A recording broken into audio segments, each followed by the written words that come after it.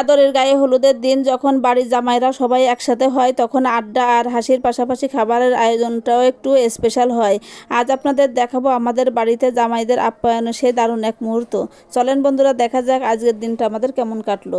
এখানে এই যে গায়ে হলুদের ক্ষীর রেডি, আমি একদিকে ক্ষীর খাচ্ছি আর একদিকে কাজ করতেছি। তো এখানে রান্না বসাবো, ভেন্ডি ভাজি করব আর গোশ রান্না করব, ডাল রান্না করব। আজকে জামাইদেরকে এগুলোই খাওয়াবো।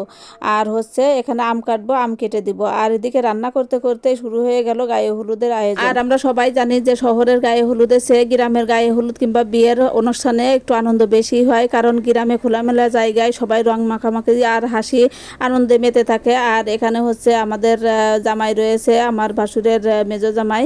তো এখানে আদরের বান্ধবীদের সবগুলোরে রং মাখিয়ে দিল। আর এদিকে আমি তাড়াহুড়া করে এসে দেখি আমার গোশটা তলে লেগে গেছে, মানে হাড়ি নিচে লেগে গেছে। আর হচ্ছে ভালো করে কষাবো, আমি এখন কষাই তারপর জলের পানিটা বসাই দেবো। বাড়িতে জামাইরা আছে 4 জন, বড় ভাসুরের 2 মেয়েকে বিয়ে দিছে আর একটার বিয়ের আয়োজন চলতেছে। আর ননদের একটা জামাই আর আমার একটা জামাই, মানে মেয়েদের জামাইদের কথা বলছি, কেউ আবার এখানে নেগেটিভ নেবেন না যে আমার জামাইয়ের কথা বলছি।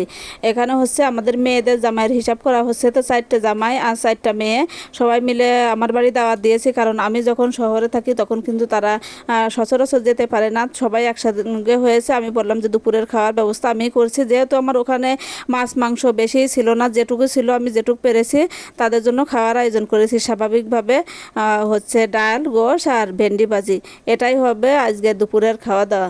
তো আসলে খুশি মনে খেতে কেউ ডাল ভাত দিলেও কিন্তু সেটা অনেক বড় কিছু হয়। তো আপনারা কিছু মনে করবেন না। আর এদিকে দেখেন আমার ঘরে, এই ঘরে আমি রান্না করতেছি, আবার ওই ঘরে মেয়েরা রয়েছে। আমারও গ্রামে গেলে ঘর বাড়ি সব কিছুই লাগে, আবার আমার হাঁড়ি পাতিল সব কিছুই আছে। আমি ওই ঘরে হাঁড়ি পাতিল সব কিছুও রয়েছে, আমি শুধু যেগুলো রান্না করব সেগুলো এই ঘরে নিয়ে এসে রান্না করতেছি। আর আমার গ্যাসের চুলাতে রান্না করতেছি। অবশেষে রান্না শেষে আমি সব জামাইদের খেতে দিলাম, কারণ সবাই গোসল টোসল করে চলে আসে। সবাই দুপুর 2-2:30 বেজে গেছে, এখন সবাই খাওয়ার জন্য রেডি হয়ে আসছিল। আমি সবাইকে খেতে দিছি।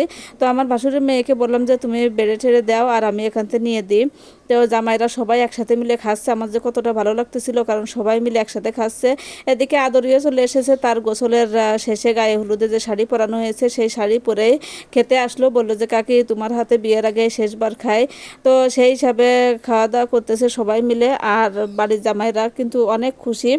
আর আমাদের যে বাড়ির জামাইরা 4 জন, তো 4 জনের ভিতর কিন্তু অনেক মিল, কারণ তারা যাই করে বাড়িতে এসে একসঙ্গে খাওয়া দাওয়া, একসঙ্গে ঘোরাফেরা। তো এটা আসলে অনেক ভালো দেখার একটা বিষয়। আর এদিকে দেখেন আমাদের বিকাল, মানে সন্ধ্যার দিকে, এখন হলুদ সন্ধ্যা হবে। তো সাবিতের আমি হলুদের ড্রেসটা পরাই দিলাম। আর হচ্ছে আমরা এখন রেডি হব, তারপর সবাই যাব। তো পরবর্তী ব্লগে আপনারা দেখতে পাবেন যে হলুদের মানে হলুদ সন্ধ্যার অনুষ্ঠানটা কেমন হলো।